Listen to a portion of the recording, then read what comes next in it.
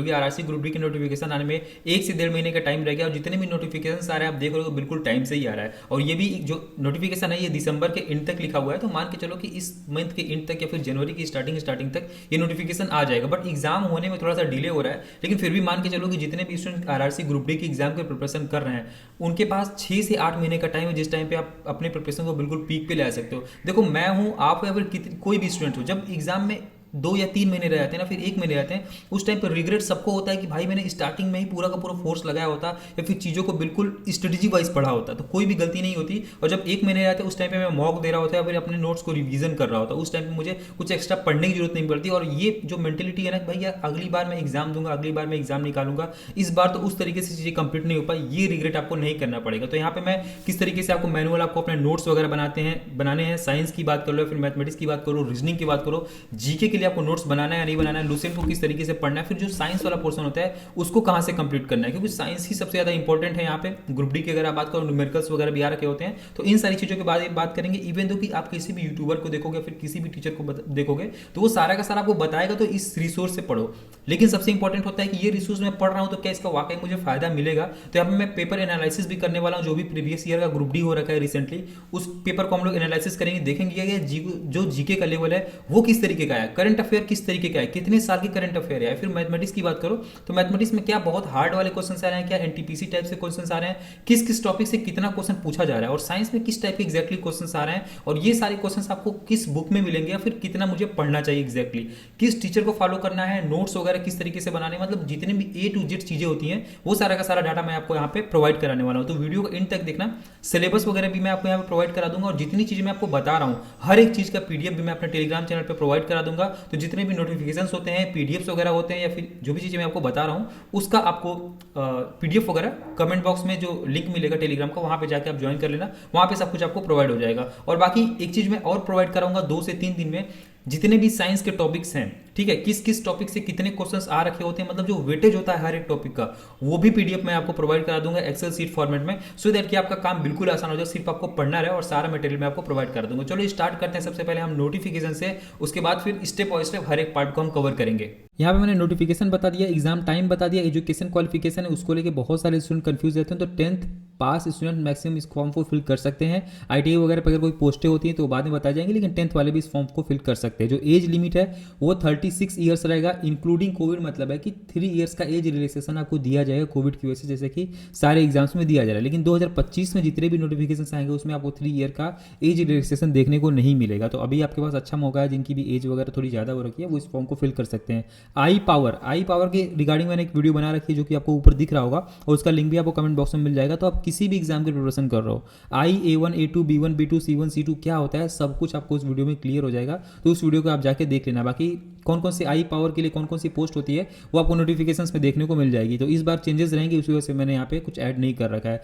अब देखो ये पूरा का पूरा ग्रुप डी का सिलेबस, जिसमें आपको 90 मिनट यानी कि 1.5 घंटे मिलते हैं 100 क्वेश्चन करने के लिए, जो कि 100 मार्क के होते हैं। यानी एक क्वेश्चन 1 मार्क का होता है, 1/3 निगेटिव मार्क होता है एक क्वेश्चन गलत करने पे। अब देखो बहुत सारे स्टूडेंट्स हैं जो सोचते हैं क्या मैं 80 नंबर लाऊंगा 100 में से, फिर 75 लाऊंगा 65 लाऊंगा तो क्या मेरा सेफ स्कोर है। देखो सेफ स्कोर के बारे में तब सोचते हैं जब आपकी का एग्जाम हो जाता है। एग्जाम से पहले आपको ये सोचना है कि मुझे सारे के सारे क्वेश्चन सही करके आने। अगर आप इस तरीके से सोचोगे, अपने माइंड को इस तरीके से ट्रेन करोगे तो आप मैक्सिमम स्कोर कर सकते हो। ठीक है, अब देखो मैथमेटिक्स जो 25 नंबर का आएगा 25 क्वेश्चन रहेंगे, रीजनिंग 30 क्वेश्चन आएगा 30 नंबर के रहेंगे, और जो साइंस है वो 25 क्वेश्चन 25 नंबर के रहेंगे, और जीके जीएस करंट अफेयर है ये पूरा का पूरा मिक्स करके 20 नंबर का आएगा। तो यहाँ पे आपको सबसे ज़्यादा फोकस करना है मैथमेटिक्स पे और रीजनिंग पे, क्योंकि ये आपके नंबर पूरे के पूरे पक्के करा देंगे। साइंस जो है वो एनसीईआरटी बेस्ड आता है, फिजिक्स केमिस्ट्री बायोलॉजी का, जो कि 10th लेवल तक का होता है, 11th और 12th का नहीं होता है, 10th लेवल तक का इसमें सारी चीज़ें आती है, और कुछ न्यूमेरिकल्स भी बेसिक इन नेचर आते हैं।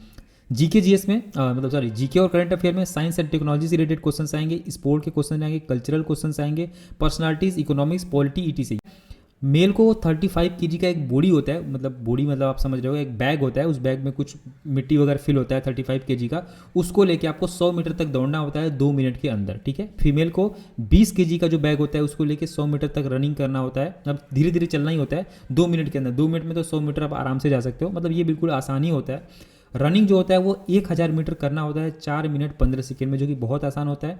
और फीमेल के लिए जो होता है वो 1000 मीटर करना होता है 5 मिनट 40 सेकेंड में। तो ये हो गया आपका फिजिकल इफिशियंसी टेस्ट, जो कि प्री क्वालिफाई करने के बाद होता है। देखो वैसे ये पूरा का पूरा जो स्ट्रेटजी है ना, ये ग्रुप डी वाले स्टूडेंट्स के लिए, लेकिन अगर आप किसी और भी एग्जाम की प्रिपरेशन करोगे फ्यूचर में, लाइक कि आरआरबी, एनटीपीसी या फिर एसएससी वगैरह, तो उसमें भी आपको ये हेल्प करेगा। लेकिन बेसिकली ये ग्रुप डी वाले स्टूडेंट्स के लिए मैंने बना रखा है कि ग्रुप डी में किस टाइप से एग्जैक्टली क्वेश्चंस पूछे जाते हैं, कितना आपको पढ़ना होगा, किस बुक से पढ़ना होगा, और एक लिमिटेड कंटेंट से किस तरीके से आपको ग्रुप डी का एग्जाम क्लियर करना है, वो सारी की सारी चीज़ें इसमें लिख रखी है। और उसी के अकॉर्डिंग मैंने प्लान कर रखा है, क्योंकि जितना टाइम होता है ना आपके एग्जाम में, कि 6 महीने टाइम है, 8 महीने के आसपास टाइम है, 1 साल का टाइम है, उसके अकॉर्डिंग आपको डेली बेसिस पे पढ़ना होता है। और देखो पहली गलती आप ये मत करना, किसी भी टीचर का जाके आप कोर्स मत परचेस कर लेना यूट्यूब से देख के वगैरह, क्योंकि वो 6 महीने आपका पूरा का पूरा टाइम लेगा पूरा का पूरा कोर्स खत्म करने में। और 6 महीने में तो आप देखोगे कि प्रैक्टिस वगैरह आप कब करोगे, मॉक्स वगैरह कब देखोगे। सबसे पहले सेलेक्ट टीचर, ठीक है। और देखो यूट्यूब पे आप जाके ये मत देखना कि ग्रुप डी मैथ्स, तो ग्रुप डी मैथ्स आप देखोगे तो बहुत से फालतू के टीचर भी आते हैं और वो आपका टाइम वेस्ट कराएंगे। तो देखो आपको सबसे पहले टीचर का सिलेक्शन करना है आने वाले 3 मंथ के लिए। 3 महीने में इन्हीं टीचर से पढ़ना है, और बार बार बुक और बार बार टीचर ये आपको चेंज नहीं करना है, क्योंकि लाइफ में इतना वैसे ही ऑलरेडी कम टाइम है और आप जाके ये सब चीज़ें करोगे। तो मैथमेटिक्स में 2 टीचर हैं, मोहित गोयल और आदित्य रंजन। इन्होंने क्या किया ना कि ग्रुप डी में बहुत टफ टाइप के क्वेश्चंस नहीं आते हैं, मतलब कि एकदम हाई लेवल क्वेश्चन, एक मॉडरेट क्वेश्चंस आते हैं और आपको सारे के सारे क्वेश्चंस वगैरह करने होते हैं, मतलब एक अच्छा नंबर लेके आना होता है। नॉर्मल परसेंटेज के क्वेश्चन, प्रॉफिट लॉस के क्वेश्चन, इस टाइप के क्वेश्चन आते हैं, और आपका बेसिक अच्छा होना चाहिए, बस बेसिक कंसेप्ट अच्छा है तो डायरेक्ट फार्मूला बेसिस क्वेश्चन आते हैं, ठीक है। वो मैं आपको आगे बताऊंगा। तो इन दोनों टीचर्स में से ये यूट्यूब पे फ्री ऑफ कॉस्ट पूरा का पूरा अपना प्लेलिस्ट बना रखे हैं, और अगर आपको प्लेलिस्ट वगैरह नहीं मिलता है तो वो मैं आपको अपने टेलीग्राम चैनल पे भी अवेलेबल करा दूंगा। और मेरा जो टारगेट सीरीज चलेगा वहाँ पे मैं डेली बेसिस पे तो क्लासेस वगैरह देते ही रहूँगा, तो वो भी आप ज्वाइन कर सकते हो फ्यूचर में। अगर आपका मन है, नहीं मन है तो फिर इन टीचर से आप डेली बेसिस पे टॉपिक वाइज पढ़ सकते हो, ठीक है। बहुत सारे स्टूडेंट बोलते हैं भाई आदित्य रंजन सर का तो 20 क्लास है, नंबर सिस्टम का 20 क्लास है, तो आपको 20 क्लास नहीं करना है। ग्रुप डी के लिए आपको उतने हाई लेवल का पढ़ना नहीं है, आपको सिर्फ 10 या 12 क्लास कर लेना, कंसेप्ट समझ लेना, कंसेप्ट समझ में आएगा, 2-4 क्वेश्चन आपने सॉल्व कर लिया, बस उतना खत्म, ठीक है। तो अगर आप बिल्कुल बेसिक हो ना, आपको ये समझ में नहीं आता है कि भैया मैं किस टॉपिक से स्टार्ट करूँ, मान लो आप 3D मेंसुरेशन से स्टार्ट करते हो, ठीक है, 3D मेंसुरेशन से स्टार्ट करोगे तो आपको समझ में नहीं आएगा। तो मैंने एक मैथ्स की वीडियो स्पेशल अपलोड कर रखी है और उसका PDF भी अपलोड कर रखा है कि जो भी स्टूडेंट बिल्कुल बेसिक हैं, जिनको मैथ थोड़ा भी नहीं आता है, जिनको रीजनिंग थोड़ा भी नहीं आता है, वो कौन से टॉपिक को पहले स्टार्ट करते हैं, उस PDF को आप देख लेना कि पहले कौन सा टॉपिक आपको मैथ में स्टार्ट करना चाहिए, ठीक है। तो वहां से देख देख के आप एक एक टॉपिक और उस टॉपिक को मिला भी लेना कि यार वो ग्रुप डी में आता है कि नहीं आता है, सिलेबस से मिले ना। और सिलेबस की PDF भी मैंने अपलोड कर रखी है, ठीक है, ग्रुप डी की। तो दोनों को मैच करके फिर मैथ की क्लास करना बहुत ही आसान हो जाएगा आपके लिए। अगर आप स्ट्रेटेजी अच्छे से बनाओगे ना तो पढ़ना आपके लिए बहुत आसान होता है, ठीक है। तो ये दोनों चीज कर लेना और इन्हीं दोनों टीचर से पढ़। रीजनिंग में भी इसी तरीके से करना है। रीजनिंग में देखो अगर आपको कोर्स किसी का खरीदना है, ये बहुत मन है, तो कैरियर विल पे एक टीचर हैं जो पढ़ाते हैं रीजनिंग, काफ़ी अच्छा पढ़ाते हैं, उनका परचेस कर सकते हो। लेकिन उनका क्लास तभी परचेस करना जब आपको एनटीपीसी की अच्छे से प्रिपरेशन करनी हो, फिर किसी और एग्जाम की अच्छे से प्रिपरेशन करनी हो, तब आप उनका क्लास परचेस कर सकते हो। या फिर आप बिल्कुल ही परचेज ही करना चाहते हो और मतलब कि आपको बिल्कुल भी रीजनिंग नहीं आती है, बिल्कुल भी कुछ नहीं आता है, तो आप क्लास परचेस कर सकते हो। अदरवाइज यूट्यूब पे अड्डा 247 या फिर टेक्स्ट बुक पे बहुत सारे टीचर्स हैं जिन्होंने हर एक टॉपिक को कंप्लीट कर रखा है। तो वही सिलेबस देखना, सिलेबस देखने के बाद उन टीचर को सर्च कर लेना और नाम लिखना जो भी टॉपिक होता है, और टीचर मिल जाएंगे और उसके बाद उनसे देख सकते हो। नोट्स वगैरह कैसे बनाना, बहुत ही अच्छा नोट्स मत बनाना कि यार लाइक कि आपको पूरी जिंदगी उसको चलाना है। बस आप ऐसा करना कि इस टाइप के जो पेपर्स आते हैं ना, ये 4 साइज, ये 200 या 220 रुपए के मिलते हैं, पूरा एक बंडल खरीद लेना, इसी में अपना नोट्स बनाना, इसी में अपना फेयर बनाना, ठीक है। और इसी को आप पिन मार मार के जैसे 13-14 पेजेस का पिन मार लेना और एक एक टॉपिक एक एक पे लिखते जाना। इस तरीके से क्या होगा कि मान लो ये 13 पेजेस आपने ले लिए, ठीक है, इसका आपने नंबर सिस्टम इस पे लिख दिया, इसका पूरा आपने नोट्स बना लिए, नॉर्मल एक नोट्स बना लिए, क्वेश्चंस लगा लिए, इस पे आपने पिन करके रख दिया। भाई जब भी आपको नंबर सिस्टम में प्रॉब्लम आती है, आपने उठाया देखा कि भाई ये तो नंबर सिस्टम वाली मेरी सीट है, इसी से आपने कंसेप्ट देख लिया, फिर से वो चीजें रिवाइज हो गई। तो आप किसी भी एग्जाम को प्रिपरेशन करो, ये सबसे अच्छा तरीका रहता है कि आपने 13-15 पेज ऐसे लगाया, उसमें एक टॉपिक को खत्म कर लिया, यही आपका नोट्स हो गया। इसी तरीके से जाके इसको रख देना। देखो अब साइंस के लिए बहुत से स्टूडेंट्स क्या करते हैं डेली बेसिस पे, देखो ग्रुप डी का साइंस थोड़ा सा अलग है, इसमें थोड़ा न्यूमेरिकल भी आता है, थोड़ा थ्योरी पोर्शन भी आता है। तो साइंस मैग्नेट करके एक टीचर है जिसका लिंक भी आपको कमेंट बॉक्स में मिल जाएगा, और प्लेलिस्ट में मैं ऐड कर दूंगा, क्योंकि साइंस में सारे टॉपिक्स तो आते नहीं है ग्रुप डी में, कुछ ही इंपॉर्टेंट टॉपिक्स हैं, और वो टॉपिक्स मैं आपको बता भी दूंगा, PDF भी अवेलेबल करा दूंगा, और उसका जो टीचर है वो भी मैं प्लेलिस्ट में ऐड कर दूंगा, ठीक है। तो उनसे जाके आप एक एक टॉपिक को देख लेना। तो साइंस मैग्नेट पर थोड़ी सी थ्योरी देखना ज़्यादा इंपॉर्टेंट हो आती है, ठीक है। और बुक में आपको बताऊंगा प्रैक्टिस वगैरह किससे करनी है। जीके और करंट अफेयर की किसी भी टीचर की जरूरत नहीं, क्योंकि जीके और करंट अफेयर का वेटेज उतना नहीं होता है। 20 क्वेश्चन में अगर आप बोलो तो करंट अफेयर लगभग 12 क्वेश्चन के आसपास आ जाते हैं, ठीक है। करंट अफेयर से 12 क्वेश्चन आते हैं और किस टाइप के क्वेश्चन आते हैं वो मैं पीडीएफ आपको अवेलेबल करा दूंगा, तो उसका आपको टेंशन ही नहीं लेना है। जीके में किस टाइप के क्वेश्चन आते हैं वो भी मैं पीडीएफ अवेलेबल कराऊंगा, लेकिन जीके में टोटल 8 क्वेश्चन आते हैं, तो 8 क्वेश्चन के लिए इतना मेहनत आपको नहीं करना। लूसेंट पढ़ना है इस तरीके से नॉर्मली डेली बेसिस पे और प्रीवियस ईयर क्वेश्चन लगा लोगे तो मोर देन इनफ, क्योंकि आपको पता है मैंने बताया ना कि 10 से 8 क्वेश्चन ही सिर्फ जीके में आने वाले हैं, तो इसके लिए उतना मेहनत क्यों करना है। तो लूसेंट पढ़ लो, वो मोर देन इनफ है। लेकिन बहुत सारे स्टूडेंट को लूसेंट समझ में नहीं आता है, तो एक टीचर है शुभम गुप्ता करके, ठीक है, उनका एक चैनल भी है, तो उन्होंने लूसेंट को पूरा पूरा रिलेट करके बता रखा है कि भाई इसके बाद ये आया था, इस वजह से आया था। थोड़ा आपको दिमाग में ना इमेजिनेशन हो जाएगा और आपको फ्यूचर के लिए भी किसी एग्जाम की प्रिपरेशन करते हो तो वहाँ भी चीज़ें आपकी थोड़ी सी तैयार हो जाएगी, तो उनको आप देख सकते हो। उनको देखने के बाद आप इस बुक को पढ़ोगे तो ये सब कुछ आपको याद हो जाएगा। लेकिन आपको इसी बुक को पढ़ना है जीके के लिए, ज़्यादा जीके के लिए इधर उधर भागना नहीं। उसके बाद प्रीवियस ईयर कर लेना, आप पीडीएफ से भी कर सकते हो या फिर कोई बुक रख रखे हो प्रीवियस ईयर की, उससे भी आप कर सकते हो। तो इसको आप 2 से 3 बार पढ़ जाना बस, ठीक है। और इसमें भी वो चीज़ें पढ़नी है जो मैं आपको पीडीएफ में प्रोवाइड कराऊंगा, ज़्यादा कुछ फालतू नहीं पढ़ना है। ये पूरी बुक आपको नहीं पढ़नी है, जो मैं आपको बोलूंगा, जो जो टॉपिक्स पढ़नी है, जो जो इंपॉर्टेंट है, सिर्फ वही टॉपिक आपको पढ़ना है इस बुक से, तो वो चीज़ आप कर लेना। जीके में ये मोर देन इनफ रहेगा। करंट अफेयर के लिए मैं फिर से बोल रहा हूँ, वो मैं आपको बाद में बता दूंगा। अपना जो भी टारगेट सीरीज या फिर टेलीग्राम चैनल को ज्वाइन करोगे तो मैं एग्जैक्ट टाइम बता दूंगा किस टीचर से और क्या क्या चीज़ें पढ़नी है, ठीक है। टॉपिक वाइज चीज़ें मैं प्रोवाइड करा दूंगा। अब देखो 3 महीने में अपने सारे वीडियोज़ वगैरह देख रखे हैं, सारा नोट्स बना रखा है। अब टाइम आ रहा है आपका प्रैक्टिस करने का। प्रैक्टिस करने के लिए आप ये जो मैथमेटिक्स की किरण वाली बुक है ना, इसको मैं क्यों रिकमेंड कर रहा हूँ, क्योंकि इसमें 1996 से अभी तक के सारे क्वेश्चंस दे रखे हैं और ग्रुप डी में मैंने आपको बताया उतने टफ क्वेश्चंस नहीं आते हैं। एक नॉर्मल बेसिक से आपके स्टूडेंट से, मतलब बेसिक क्वेश्चन से स्टार्ट करेगा और एवरेज क्वेश्चन तक हो जाता है मैथ्स टू मैथ्स। बहुत ही हार्ड लेवल क्वेश्चंस नहीं आते हैं, लेकिन बहुत जरूरी है कि आप चीज़ों को प्रैक्टिस करो, तभी तो एग्जाम में इंप्लीमेंट हो पाएगा। तो उसके लिए आप ये वाली जो बुक है ना, इसको आप परचेस करना। और देखो जब आप स्टार्टिंग में लगाओगे तो क्या होगा, बहुत सारे एनटीपीसी क्वेश्चन आपसे नहीं लगेंगे, तो आपको उसको लगाना भी नहीं। स्टार्टिंग में जो क्वेश्चन आपसे आता है, लगता है कि यार ये लग जा रहा है, या फिर उसमें थोड़ा सा स्ट्रगल करना पड़ रहा है, आप 15 मिनट दे रहे हो, फिर 10 मिनट दे रहे हो, वो लग जा रहा है, तो उसको आप लगाते जाओ। ऐसे क्या होगा, आपका जो माइंड है ना वो थोड़ा सा डेवलप होता रहेगा मैथमेटिक्स के लिए। और इसी तरीके से आपको ये पूरी बुक को खत्म कर देना है। जो आता है वो ठीक है, और जो लाख प्रयास के बाद भी नहीं आया, आप थोड़ा ग्रुप वगैरह में पूछो। जैसे यहाँ पे ग्रुप डी का क्वेश्चन दे रखा है, ठीक है, तो ये बिल्कुल देखो आप आसान क्वेश्चन दे रखा है, इससे आपको थोड़ा प्रैक्टिस हो जाएगा और इस टाइप के क्वेश्चन आप करते रहो। ग्रुप डी वाले कर लो और एनटीपीसी वाले जो आते हैं वो भी कर लो, और जो नहीं आता है थोड़ा सा ट्राई करो, नहीं आता है उसको भी छोड़ दो, ठीक है। तो इस तरीके से करते करते ये पूरी बुक को आपको खत्म कर देना है। 3 महीने में ये बुक आपकी आराम से खत्म हो जाएगी। तो ये हो गया मैथमेटिक्स के लिए।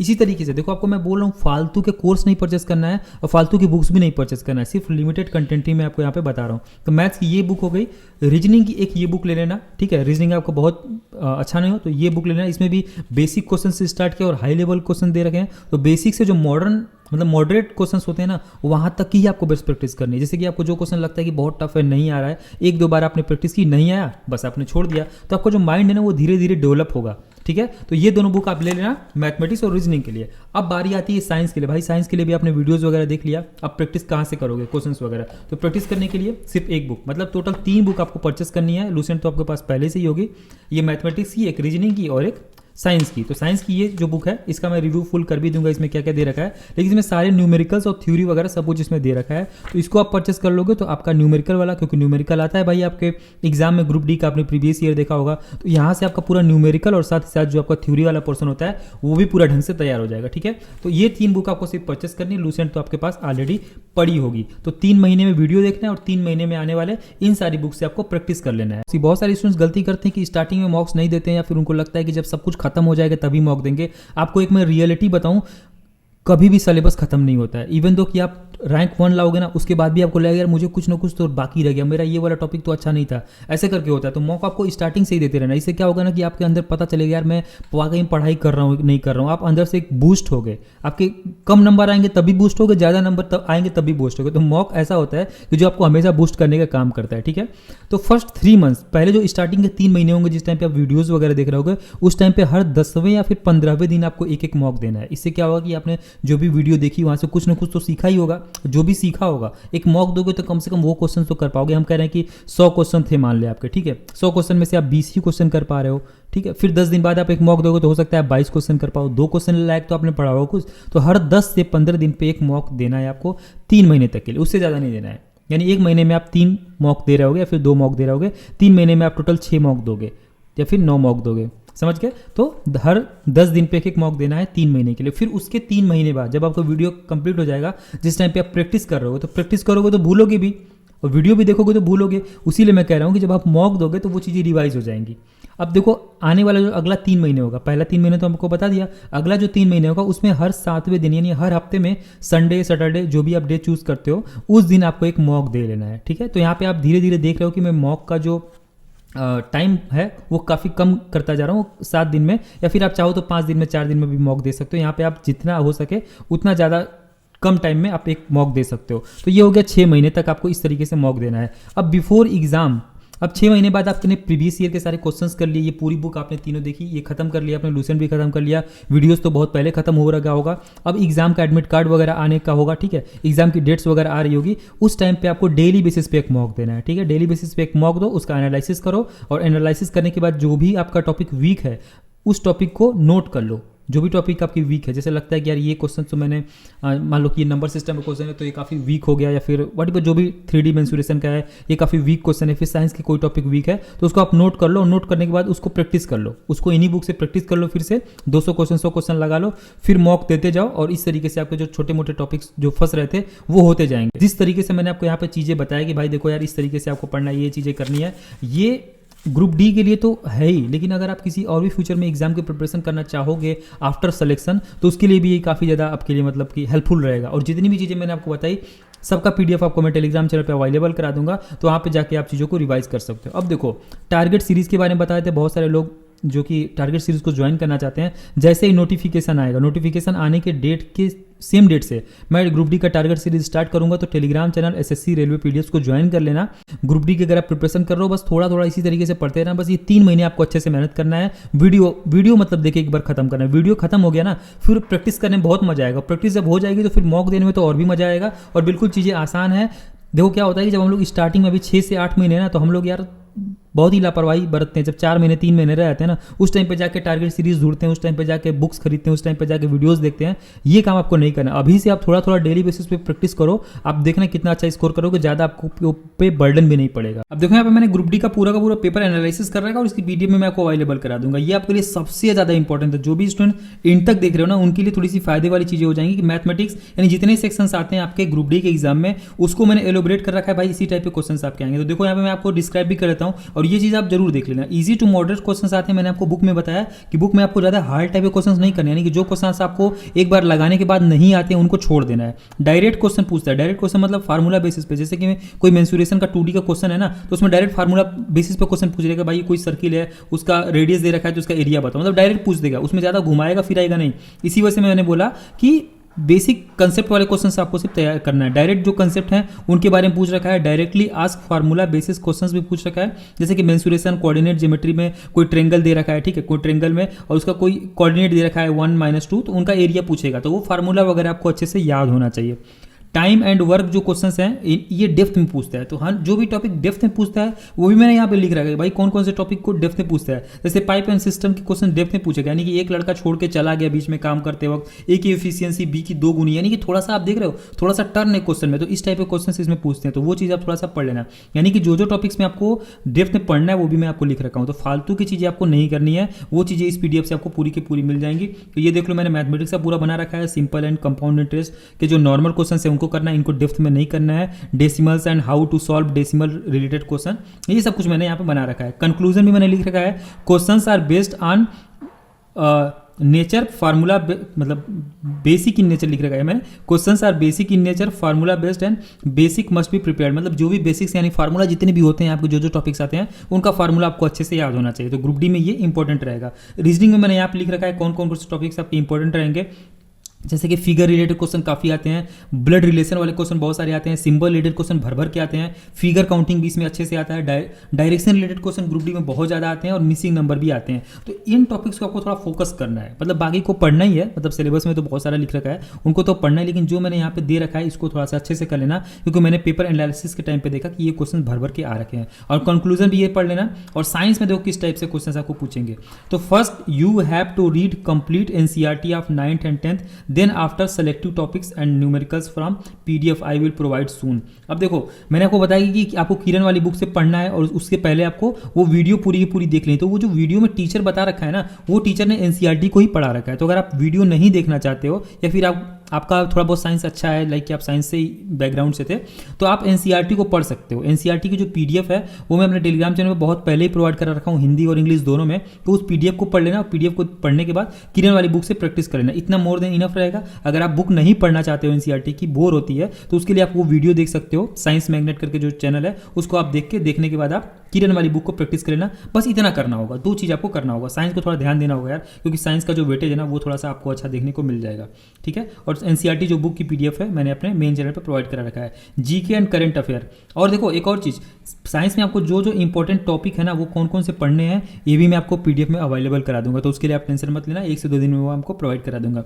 GK and current affair, GK और करंट अफेयर में लास्ट 2 ईयर का अवार्ड पढ़ना है। डेली एंड करंट न्यूज़ जो होता है, रिलेटेड क्वेश्चन जो है, एनीथिंग, कुछ भी पूछ देता है ग्रुप डी में, मतलब कुछ भी आपसे पूछ सकते हैं। तो डेली बेसिस पे आप थोड़ा बहुत न्यूज़ वगैरह पढ़ते रहना, जैसे कि इंसॉर्ट वगैरह डाउनलोड कर लेना, और थोड़ी थोड़ी चीज़ें जैसे गवर्नमेंट की स्कीम्स वगैरह हैं, क्या क्या गवर्नमेंट कर रही है, स्टेट गवर्नमेंट किसको अवार्ड दे रही है, ये सब चीज़ें थोड़ी थोड़ी पढ़ते रहना, तो वो चीज़ आपकी यहाँ से क्लियर हो जाएगी। मतलब थोड़ा 10 मिनट इंटरटेनमेंट की तरह आपको करंट अफेयर पढ़ना है, ज़्यादा डेप्थ में नहीं पढ़ना है और ज़्यादा आपको लर्न भी नहीं करना है। तो ये चीज़ आप ध्यान देना।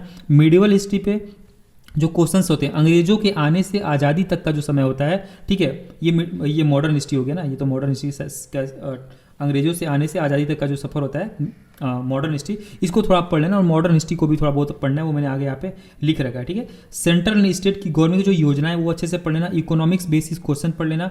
Games and games related word and personalities, यानी कि कोई भी गेम कौन खेलता है अपने इंडिया में, उस गेम से कौन रिलेट करता है, या फिर जैसे होता है ना कि यार जैसे कि बैडमिंटन होता है, बैडमिंटन को कोर्ट बोलते हैं ना जहाँ पे वो खेला जाता है, तो इस टाइप के जो क्वेश्चन होते हैं वो नॉर्मल यहाँ पे स्टैटिक टाइप के क्वेश्चन देखने को मिल जाते हैं। जो आईपीएल है, क्रिकेट है, बैडमिंटन है, जो रिसेंटली हो रखा है, जैसे कि आईपीएल वगैरह अगर रिसेंटली में होगा, कौन खिलाड़ी कितने में बिका, ठीक है, या फिर आईपीएल अगर उस टाइम तक हो जाता है तो आईपीएल में सबसे जो कौन टीम जीती थी, इस टाइप के क्वेश्चन वगैरह यहाँ पे आते हैं, ठीक है। और कैप वगैरह मिलता है, तो येलो कैप किसको मिला, ये सब कुछ पूछता है। स्टेट वाइज देखो यहाँ पे स्टेट वाइज स्टैटिक जीके भी थोड़ा पढ़ लेना। नृत्य, संगीत और इससे संबंधित व्यक्तित्व, तो मतलब यहाँ पे जितनी चीज़ें लिख रखी हैं बस इतना ही आपको पढ़ना है, ठीक है।